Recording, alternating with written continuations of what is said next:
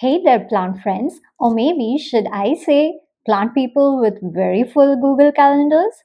If you've ever killed a cactus, don't worry. You're in the right place because today we are talking about one of the easiest and most low maintenance and, dare I say, the sassiest houseplants out there, the snake plant. Trust me, if you're juggling workouts, kids, or just a lot of Netflix, this plant won't mind if you forget about it for a while. In fact, it kind of prefers it.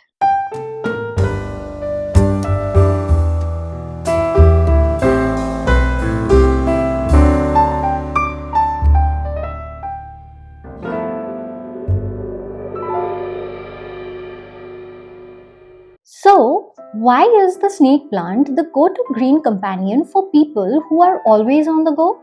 Well, you can forget to water it and it'll still love you. It thrives on neglect, no, seriously.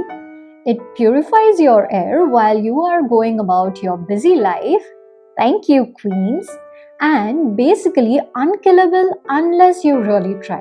So, whether you're a beginner or a chronic overwaterer in recovery, or just someone who wants some greenery without the drama, the snake plant is your new best friend. And no, it doesn't bite, despite the name. So, first let's talk about the different types of snake plants.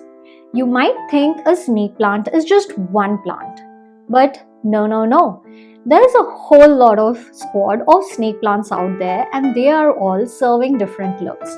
First, we have the Sansevieria trifasciata laurentii, that classic look with yellow edges and supermodel status.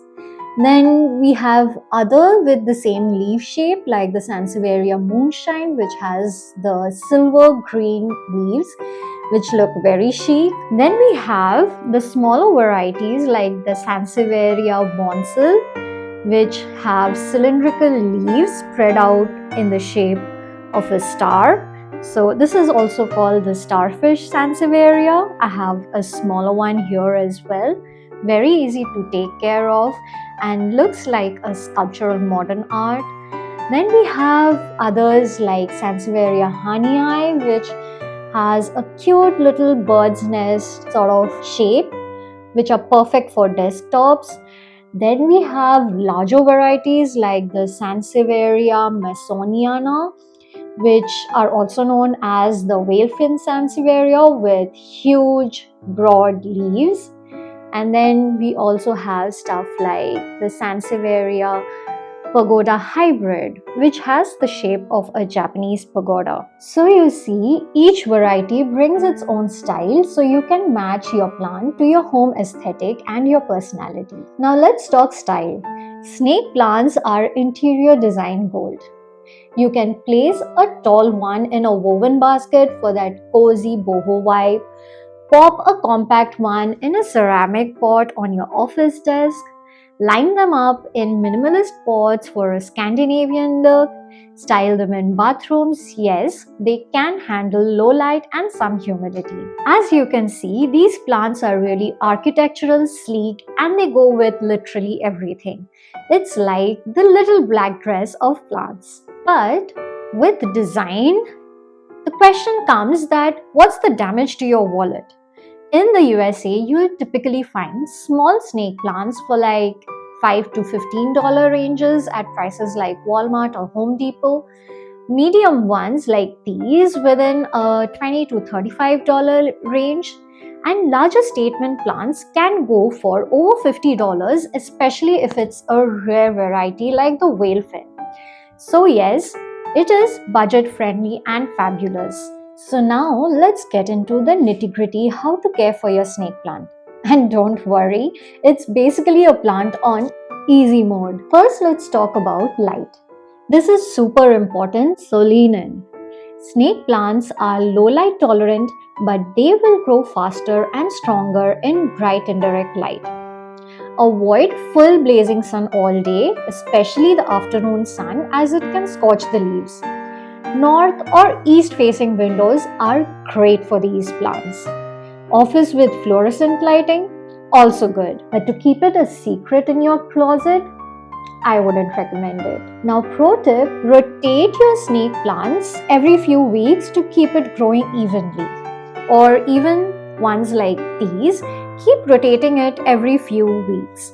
But for snake plants which grow in a 2D fashion like the starfish Sansevieria, I would say keep it growing in just one direction so that you don't have a really warped or a weird plant profile. Now let's talk about water.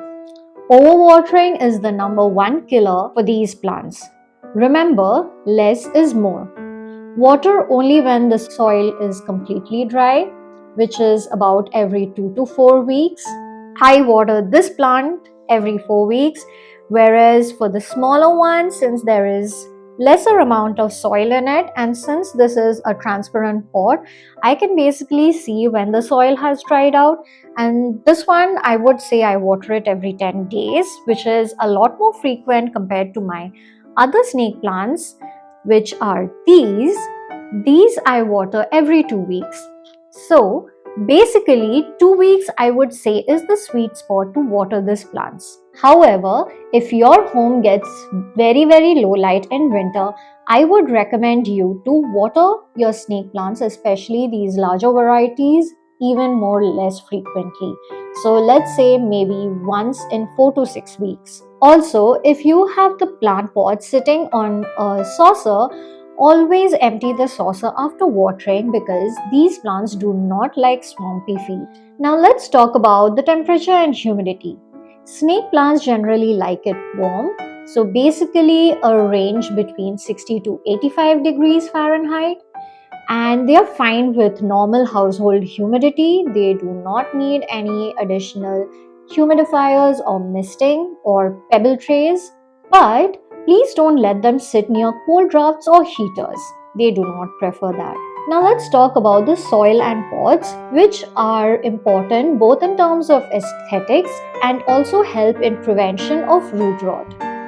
So, if you are using a well-draining cactus or succulent mix, you can probably get away with keeping it in a plastic pot like this and then placing it in a decorative pot. However, by chance, if you are an overwaterer, I would always recommend you to go for unglazed terracotta pots so that the soil inside can dry out even more quickly and you minimize the risk of overwatering. Now, if you are going for the nursery pot, decorative cash pot aesthetic, I would always recommend that you use a plastic nursery pot which has many drainage holes like this at the bottom so that all the excess water can drain out rapidly. The snake plants, like I mentioned, do not like swampy feet. Now let's talk about repotting. The snake plants don't mind being root bound, so repotting it every 2 to 3 years is just fine. If the roots are bursting out or if the water runs straight through, then it's time for a bigger pot. Likewise, you can see that I can see more soil than roots coming out from the bottom. So even though this plant has been in this pot for at least a year and a half, I know that it is not yet time to repot this. So let me know about my final thoughts and why I think you'll love it. So to sum up, the snake plants are gorgeous, chill, and hard to kill. They look great in every room from the bathroom to the boardroom.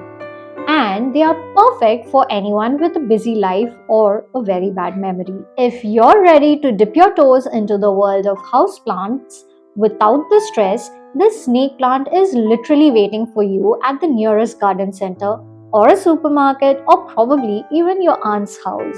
If this video helped you out, make sure you like and subscribe and drop a comment telling me your favorite snake plant variety or let me know what plant I should cover next for you.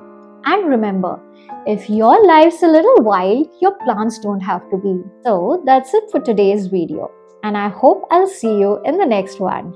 Till next time, take care, keep growing easy, and bye.